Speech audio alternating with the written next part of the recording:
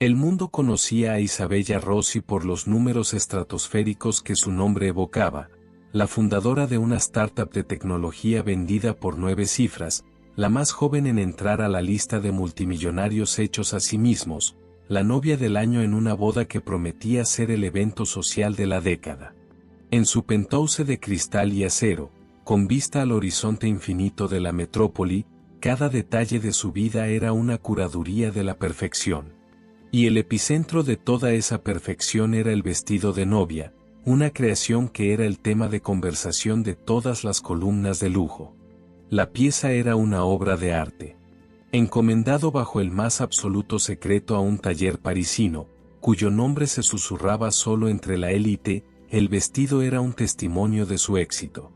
Miles de microperlas cosidas a mano sobre seda pura, un diseño que equilibraba modernidad y realeza. Para Isabella, no era solo un vestido, era la armadura final, el símbolo de que la chica pobre de un pueblo pequeño y olvidado había, finalmente, conquistado el mundo. Lo tocaba con la reverencia de quien toca un trofeo. Sin embargo, en medio del brillo cegador de las perlas y la seda que susurraba promesas de un futuro dorado, había un detalle. Un pequeño y casi imperceptible bordado en el dobladillo interno, un patrón que no parecía pertenecer a la grandiosidad del resto de la pieza. Era un conjunto de pequeños nudos de hilo plateado, formando una minúscula constelación. Un detalle tan insignificante que su equipo de asesores ni siquiera notó, pero que, para Isabella, provocó un eco extraño en un rincón olvidado de su memoria. Desechó la sensación, atribuyéndola al estrés prenupcial. Era imposible. Aquella marca, aquel pequeño punto de luz, no podía tener ninguna conexión con su vida actual. Su viaje había sido una línea recta, siempre hacia adelante, siempre hacia arriba, dejando el pasado atrás como polvo en el camino.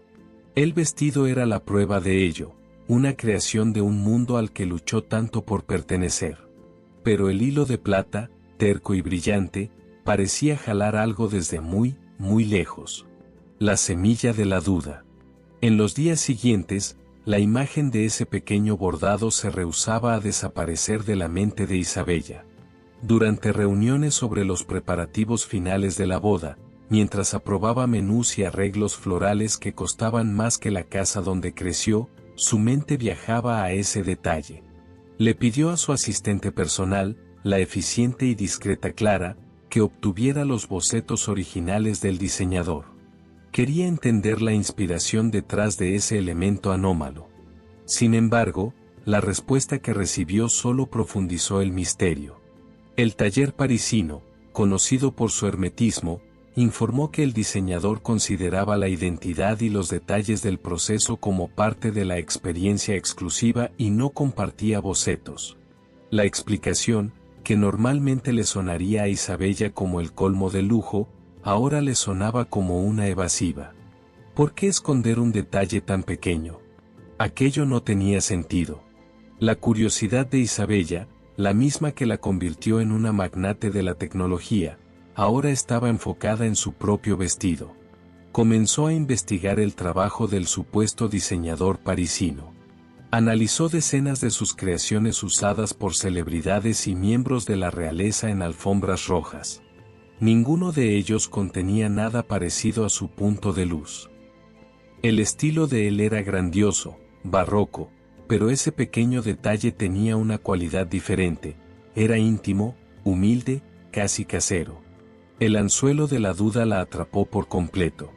Una mujer que construyó un imperio basado en datos, lógica y transparencia ahora se encontraba ante un enigma en su propia vida personal.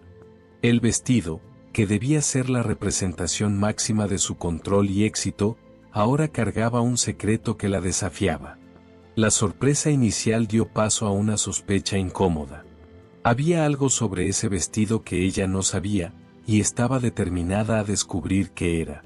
La llamada que lo cambió todo. Sentada en su oficina minimalista, rodeada de pantallas que mostraban el flujo de capital en tiempo real, Isabella sintió una necesidad apremiante de escuchar una voz que no pertenecía a ese mundo.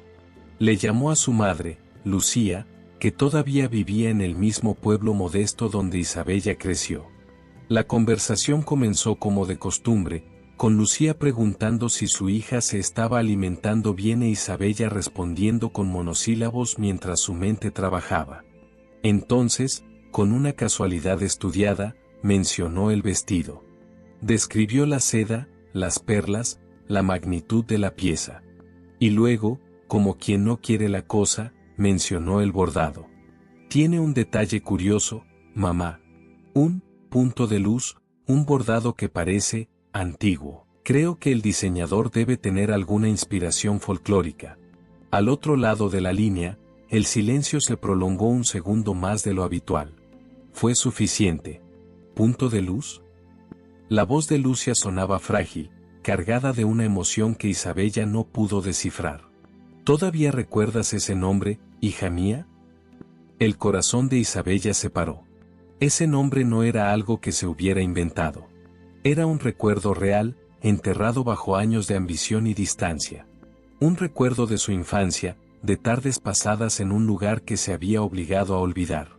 Mamá, ¿de dónde salió realmente ese vestido? La confesión de Lucia llegó en un susurro, como si temiera que las paredes del lujoso ático la oyeran. El vestido no era de París. Nunca había estado cerca de París. Lo habían confeccionado allí mismo, en su ciudad. La revelación golpeó a Isabella como una ola, destrozando la fachada de control que había construido durante toda su vida. Su vestido, el símbolo supremo de su estatus global, era una mentira. Y la verdad era mucho más humilde de lo que podía soportar. El viaje de vuelta a las raíces. La rabia fue la primera emoción. Una furia fría por haber sido engañada por su propia madre, por tener su imagen, tan cuidadosamente construida, basada en una farsa. Canceló sus reuniones, se subió a su coche deportivo importado y condujo fuera de la ciudad, dejando atrás los rascacielos y el concreto. La carretera que la llevaba de vuelta a casa parecía extenderse como un puente hacia un planeta diferente, uno que había abandonado sin mirar atrás. Cada kilómetro recorrido era una capa de su identidad de multimillonaria que se deshacía. Los paisajes urbanos dieron paso a campos verdes y, finalmente, a las calles sencillas y familiares de su pueblo natal. Las fachadas de las tiendas eran las mismas, la gente en las banquetas parecía no haber envejecido. El coche de lujo de Isabella parecía una nave espacial que había aterrizado en un lugar donde el tiempo pasaba a un ritmo diferente. Se sentía una completa extraña. Siguiendo las instrucciones vacilantes de su madre, condujo hasta la parte más antigua del pueblo, a una calle que no visitaba desde niña. Y ahí estaba, taller de costura de Elvira. El letrero de madera estaba descolorido, las letras gastadas por el sol y la lluvia. El aparador no exhibía maniquíes con ropa de moda, sino solo un rollo de tela y una antigua máquina de coser. Era el lugar más sencillo y modesto que había visto en años. Estacionó el coche, sintiendo las miradas curiosas de los pocos transeúntes. Por un momento, dudó. Entrar ahí significaba confrontar no solo a su madre, sino una parte de sí misma que había renegado. Significaba admitir que el pasado, que pensaba haber dominado, tenía una fuerza propia. Respirando hondo, salió del coche, el sonido de sus tacones caros resonando en la banqueta silenciosa, y caminó hacia la pequeña puerta de madera. El taller de los recuerdos. El interior del taller olía a tela, lavanda y tiempo. Era pequeño, abarrotado de rollos de tela, cajas de hilos de colores y patrones de papel colgados en las paredes. En el centro de todo, sentada frente a una máquina de coser vintage que zumbaba suavemente, estaba una señora de cabello blanco y manos nudosas, pero ágiles. Era doña Elvira, la costurera más sencilla del pueblo, una figura que habitaba los bordes de los recuerdos de infancia de Isabella. Elvira levantó la vista, y su sonrisa fue genuina, sin rastro de sorpresa. Sabía que vendrías, niña. Tarde o temprano, el hilo siempre nos lleva de vuelta a casa. Isabella se quedó sin palabras. La rabia que la había impulsado hasta ahí se disipó, reemplazada por una ola abrumadora de nostalgia y confusión. Miró las manos de Elvira y vio el origen de la magia. La costurera, con la calma de quien guarda un secreto sagrado, comenzó a contar la historia. Contó cómo Lucía, la madre de Isabella, la buscó meses antes, con lágrimas en los ojos, diciendo que quería darle a su hija un regalo que ningún dinero podría comprar. Un regalo que le recordara quién era, no solo en lo que se había convertido. Juntas, planearon el vestido, usando la seda más fina que pudieron encontrar, pero con el corazón y el alma de ese pequeño taller. «¿Y el punto de luz?», susurró Isabella. «Me acuerdo». Elvira sonrió. «Era tu favorito. Cuando eras una niñita y te escondías aquí para huir de tus tristezas, yo te enseñé a hacerlo. Decías que cada puntada era una estrella que guardaba un deseo». En ese instante, el recuerdo inundó a Isabella. Ella, pequeña, sentada en el suelo del taller, con una aguja torpe en las manos, aprendiendo con Elvira a bordar pequeñas estrellas en retazos de tela. El verdadero valor del vestido. Lágrimas que Isabella no sabía que aún poseía comenzaron a rodar por su rostro. El vestido no era una farsa. Era la pieza más auténtica que jamás había tenido. No era un símbolo de estatus comprado en París, sino un testamento de amor cosido con recuerdos en su pueblo natal. Cada perla fue colocada por esas manos arrugadas, cada costura fue hecha con la intención de proteger y bendecir su futuro. El valor de esa pieza era inconmensurable. Isabella miró alrededor del pequeño taller, no con los ojos de una multimillonaria evaluando un negocio, sino con los ojos de la niña que un día soñó entre esas telas.